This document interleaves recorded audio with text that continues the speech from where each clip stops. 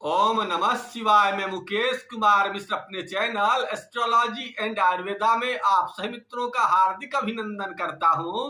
और आज आप सभी मित्रों के समक्ष हम जो टॉपिक को लेकर के उस टॉपिक का नाम है तुला लग्न एवं तुला राशि। पिछला एपिसोड में हमने कन्या लग्न एवं कन्या राशि का संपूर्ण रूप से विश्लेषण किया था, जिसको आप सभी मित्रों ने बहुत अच्छी तरह से देखा और देखने के बाद उसकी खूब प्रशंसा की। इसी को देखते हुए हमने सोचा क्यों न आज आप सभी मित्रों को तुला लग्न एवं तुला राशि की भी संपूर्ण रूप से जानकारी दे दूं। तो सबसे पहले तुला के अंग्रेजी नाम की चर्चा करते हैं कि तुला को अंग्रेजी में किस नाम से जाना जाता है। तो सबसे पहले तुला को अंग्रेजी में लिब्रा के नाम से जाना जाता है और तुला राशि के जो स्वामी ग्रह होते हैं वो शुक्र होते हैं। इसके अलावा तुला के जो सिंबल होते हैं, संकेत होते हैं, वो तराजू होते हैं। और इस राशि का जो निर्माण आकाश में हुआ है, चित्रा नक्षत्र के 2 चरण, स्वाति नक्षत्र के 4 चरण और विशाखा नक्षत्र के 3 चरणों से हुआ है। चित्रा नक्षत्र मंगल के अंतर्गत आते हैं, स्वाति नक्षत्र राहु के अंतर्गत आते हैं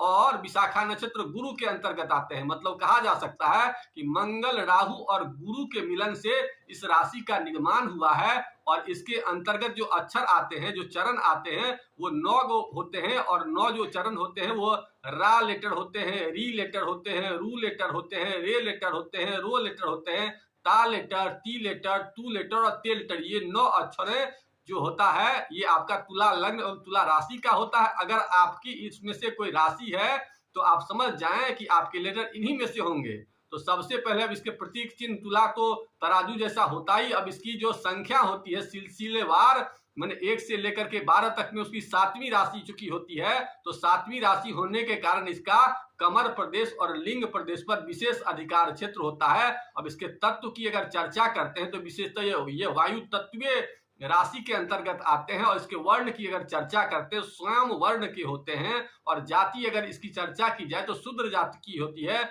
और पुरुष और स्त्री में इसे पुरुष जाति का माना जाता है। अब यह चर्चा करते हैं कि तुला लग्न एवं तुला राशि के व्यक्तियों का स्वभाव कैसा होता है। तो तुला का नाम मतलब तुला मतलब तराजू, और तराजू का जो स्वामी ग्रह होता है वो शुक्र होता है। तो ऐसे लोग हमेशा तराजू के जैसा संतुलन बनाकर रखने वाले, व्यवहार कुशल और व्यापारिक बुद्धि वाले होते हैं और शीतल स्वभाव के होते हैं। और शुक्र होने के कारण ऐसे लोग शौकीन मिजाज के होते हैं और विपरीत लिंग को अपनी ओर तुरंत आकर्षित कर लेते हैं। ऐसे लोगों में एक विशेष चुंबकीय शक्ति होती है जिसके कारण किसी भी आदमी को अपनी ओर अनायास ही खींच लेते हैं। और ऐसे लोग खुशहाल होते हैं और अपने जिंदगी में उम्र के साथ धीरे धीरे करके तरक्की को ही प्राप्त करते हैं। और ऐसे लोगों में विशेष गुण क्या होता है कि अपने आप को सुंदर बना के रखते हैं, आकर्षक व्यक्तित्व तो ऐसा लोग अपना हमेशा रखते हैं और ऐश्वर्यशाली होते हैं और ज्ञान को लेने के लिए प्रयासरत हैं, इसलिए ज्ञान प्रिय होते हैं। और सामने वाले को मन को परखने में ऐसे लोगों को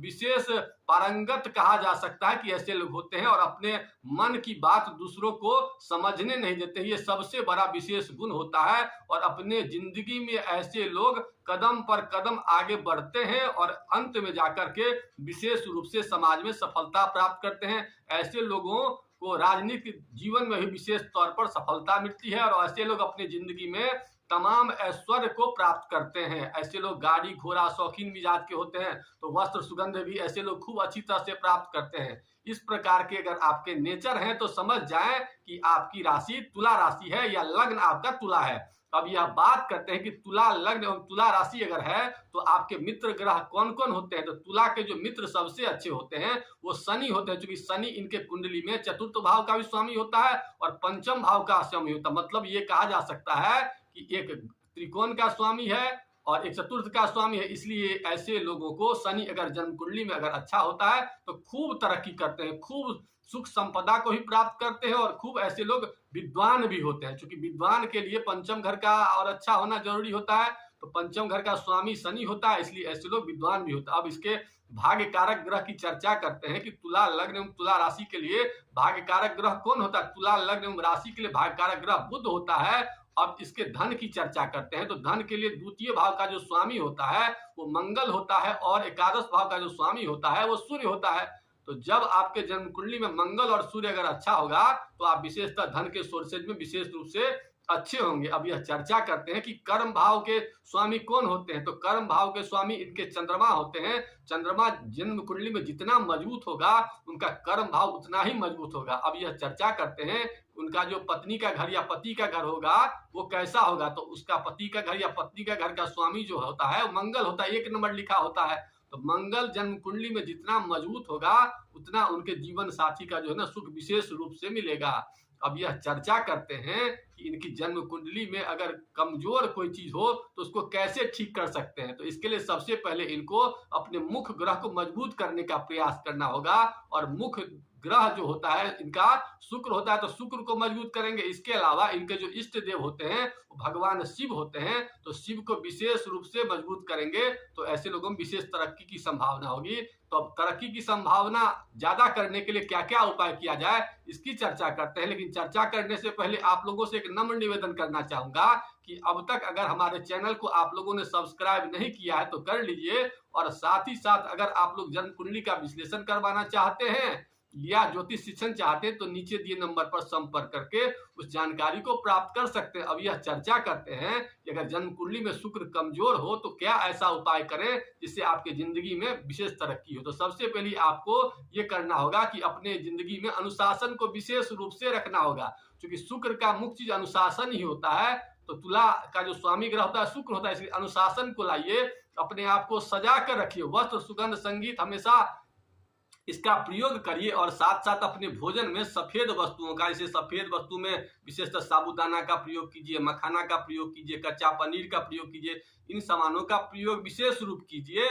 और साथ ही साथ अगर एलोवेरा मिल जाए तो एलोवेरा के पौधा को भी किसी गमला वगैरह में लगाइए और वहां पर उसकी सेवा कीजिए। और वहां पर अगर वो फल बड़ा हो जाए तो उसके भी सेवन किया कीजिए। इसके अलावा आप अपने भोजन में 2-3 चीज की और बढ़ोतरी कर सकते हैं। इसके लिए सबसे पहले आपको दही का भी प्रयोग इसमें कीजिए। और संबंध में अगर देखा जाए तो जो खूब सुंदर लोग होते हैं उसकी खूब जो है ना सेवा करिए। और सुंदर अगर महिला मिल जाए तो उनकी विशेष रूप से सेवा करिए। और साथ ही साथ और एक विशेष उपाय आप लोग को बता देते हैं तुला के लिए शुक्र को मजबूत करने के लिए। अपने भोजन में दिन में दोपहर में दही का भी प्रयोग करने से शुक्र ग्रह अच्छे होते हैं। अब यह बताते हैं कि भाग्य को मजबूत करने के लिए ऐसे लोगों को क्या करना चाहिए। तो भाग्य को मजबूत करने के लिए भाग्य कारक ग्रह इनके जन्म कुंडली में बुध होते हैं, तो बुध के लिए हरी हरी सब्जियों का भी खूब रूप से प्रयोग कीजिए। बहन बुआ बेटी की खूब सेवा कीजिए। और बुधवार को एक हरे रंग का धागा अपनी कलाई में अगर बांध लेते हैं तो ऐसे लोग विशेष रूप से भाग्य को